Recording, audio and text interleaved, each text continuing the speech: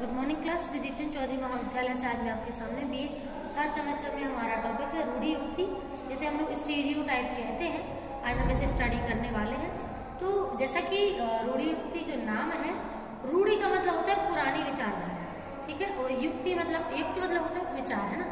तो जब हम पुरानी प्रथाओं नियमों को अपने जीवन में इस तरह ढाल लेते हैं कि उन चीजों को अपनी डेली लाइफ के पॉइंट से जोड़ लेते हैं और उसको निरंतर रूप में करने की कोशिश करते हैं, ठीक है, तो वो कुछ ऐसे गलत विचार होते हैं। ऐसे मान के चलिए, आप जानते हैं जैसे पुरानी प्रथाएं हैं, विचारधाराएं, तो उसमें कई सारे ऐसे थॉट्स बिलीफ्स हैं जो वास्तव में रियल लाइफ में पर्सन को कहीं मतलब स्टे नहीं करते और पर्सन को बहुत ज्यादा परेशान भी करते हैं।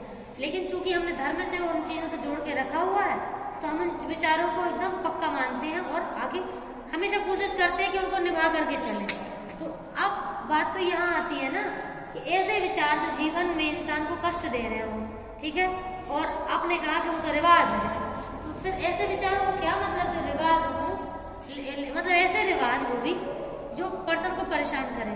जैसे मान के चलो, जैसे पूर्वाग्रह होता है ना, पूर्वाग्रह में क्या होता है, पूर्वाग्रह में जैसे हमारे साथ किसी एक व्यक्ति ने या किसी एक समूह ने हमारे साथ कुछ गलत मतलब कोई भी अनुभव हमारे साथ हुआ गलत, उनसे जुड़ा हुआ, तो हम क्या कर लेते हैं, हम उस व्यक्ति से जुड़े जितने भी लोग होते हैं, उससे समूह से जुड़ा जो समूह होते हैं, उस कम्युनिटी को, समुदाय को ही वो पूरे गलत नजरों से देखना शुरू कर देते हैं। तो ऐसे गलत विचार सभी लोगों के बारे में बनाते हैं और जिसमें गलती केवल एक व्यक्ति की थी, तो किसी एक की सजा देने के, किसी एक व्यक्ति की गलती की सजा हम सभी को देने की कोशिश करते हैं, सबको हम उसी तराजू में तोलने लगते हैं। जैसे हर चीज एक ही थोड़ी ना रेट बिकती है या फिर एक ही मूल्य थोड़ी होता है हर चीज का। ऐसे ही हर व्यक्ति की अलग अलग चीजें होती हैं, हम उन सबको एक ही उसमें सोच रहे तो ये गलत होता है, ठीक है। तो ऐसे ही पूर्वाग्रह के अलावा अगर अपन गलत विचारधारा बोले तो वो रूढ़ि युक्ति होती है, ठीक है। तो पूर्वाग्रह के अतिरिक्त प्रत्येक समाज की रूढ़ि धारणाएं भी पाई जाती हैं, ठीक है, और ये धारणाएं क्या करती हैं, ठीक है। रूढ़ि युक्ति अभिवृत्ति की संज्ञानात्मक क्रिया है, पक्ष है। मतलब ये है कि अभिवृत्ति, जैसे आप एटीट्यूड प्रेजेंट करते हो, जैसे आप किसी व्यक्ति के सामने अपना बिहेवियर प्रेजेंट करते हो, तो वो कैसे कर रहे हो, वो कर रहे हो आप रूढ़ि युक्ति के रूप में। तो इसका मतलब है कि आपके दिमाग में कोई भी एक विचार बना और आपने उस रीति रिवाज को उस विचार से कनेक्ट किया और जीवन में हमेशा फॉलो करना शुरू कर दिया। तो इसी के कारण व्यक्ति का जो वर्गीकरण है बिना उचित आधार के होता है। मतलब हम वास्तव में उस व्यक्ति को सही उस तराजू में नहीं तोलते, नहीं सही पैमाने से मापते हैं। हम तो बस एक ही चीज में सबको मेजर करने की कोशिश करते हैं, ठीक है। तो ये प्रॉब्लम वास्तव में देखने को मिल सकती है ना। तो ये है, तो उसके ऐसे मान सकते हैं कि एक अच्छा भी और खराब गुणों का निर्धारण भी किया जा सकता है। अधिकांश दशाओं में पूर्वाग्रह रूढ़ि युक्ति जो होती है वो मोस्टली कैसी होती है, पूर्वाग्रह पर आधारित होती है, मतलब नकारात्मक स्मृतियों पर ज्यादातर आधारित होती है, ठीक है। तो ये पॉइंट देखने को ज्यादातर मिलता है।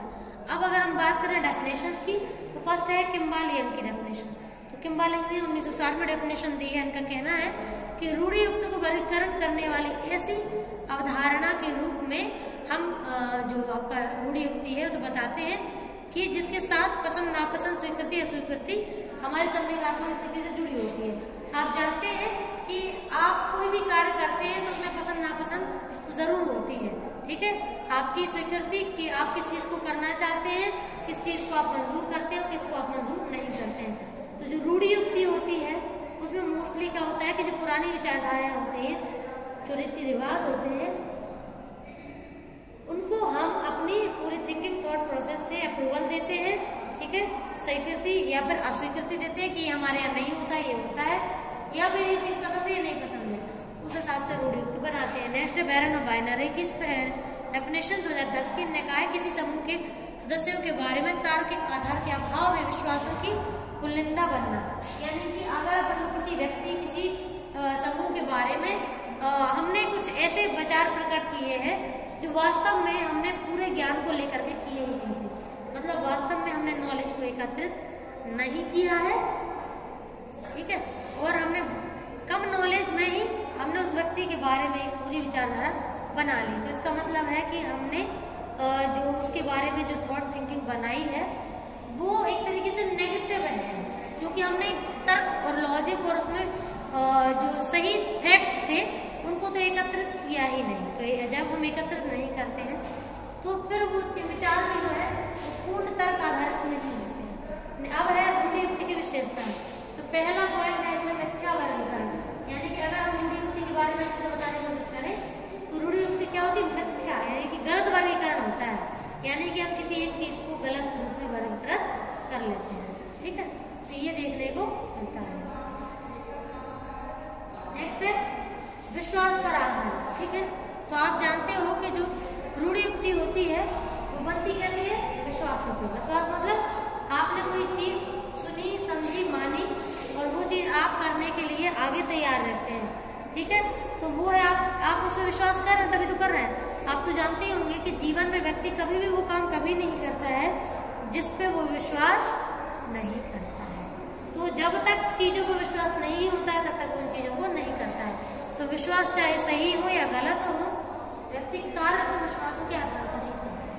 नेक्स्ट है सकारात्मक और नकारात्मक।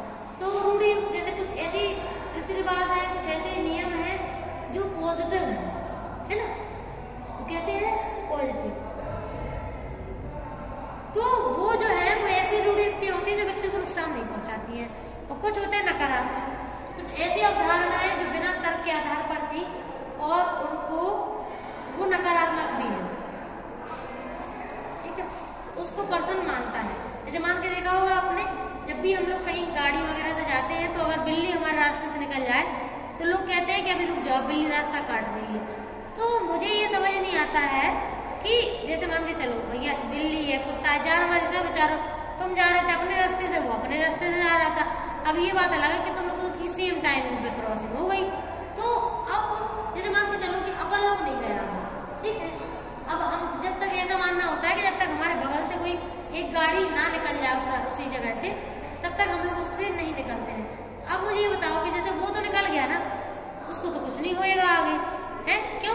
क्योंकि उसने देखा नहीं है, उसने कुछ भी देखा नहीं है, आपने देख लिया है। तो ये सब कुछ सोच से ही तो होता है। अगर हम ऐसा मानते हैं कि होगा, तो वास्तव में अगर हमने धोखे से गाड़ी नहीं रोकी तो हमारे दिमाग में चलता रहेगा थॉट कि ऐसा नहीं कुछ हो जाए, ऐसा नहीं कुछ हो जाए। तो आगे चल के ऊपर से जब आप सोचते रहोगे आपका दिमाग डाइवर्ट हो जाएगा, आपका दिमाग एक जगह लगेगा नहीं, तो आपका वो वैसे काम गलत हो ही जाएगा। और अगर आप ऐसा सोचते कुछ नहीं होता, सोचते क्या मतलब आप उन चीजों को माइंड ही ना करो ना, आप कुछ भी ना सोचो उसके बारे में, तो वो चीजें वास्तव में कभी भी नेगेटिव पॉइंट नहीं देती। अगला पॉइंट है परिवर्तन कठिनाई से होता है। आ जाओ, तो आप जानते हैं कि जब भी रूढ़ि युक्ति बनती है, जो विचारधारा, वो मोस्टली परिवर्तन से बनती है। और कौन सा परिवर्तन? वो भी वो वाला जिसमें पर्सन को कष्ट मिला हो, है ना? बहुत ही ज्यादा ऐसी सिचुएशन जिसमें पर्सन को बहुत ही ज्यादा पेन फील हुआ हो, और उस पेन की वजह से कुछ ऐसी नेगेटिव मेमोरीज उस पर्सन के अंदर बन जाती हैं जो उसके अंदर एक स्टीरियोटाइप क्रिएट कर देती है। लास्ट है अतिरंजित सामान्यीकरण, यानी कि कुछ ऐसे मतलब रंजित मतलब होता है कि दुख वाली मेमोरीज, ठीक है, तो कुछ ऐसी स्मृतियां बनना जो बहुत ही ज्यादा कष्ट से जुड़ी हुई हो, पेन से जुड़ी हुई हो, और वो सामान्यीकृत कर दे, यानी कि आप उस एक विचार को बाकी लोगों में भी सम्मिलित कर देते हैं कि अगर एक व्यक्ति ऐसा है तो बाकी व्यक्ति भी ऐसे होते हैं। पूर्वाग्रह से मिलकर ऐसा होता है।